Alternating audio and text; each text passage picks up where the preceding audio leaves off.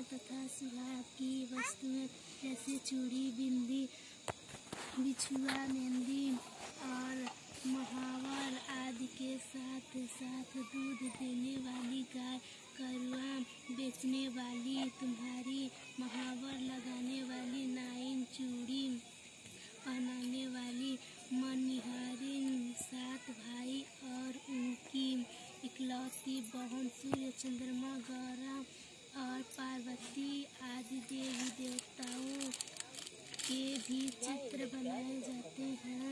सुहागिन स्त्रियों को इस दिन निर्जल व्रत रखना चाहिए। रात्रि को जब चंद्रमा निकल आए तब उसे उगल देखकर भोजन करना चाहिए। पीली मिट्टी की गौरा बनाकर उसकी पूजा करनी चाहिए।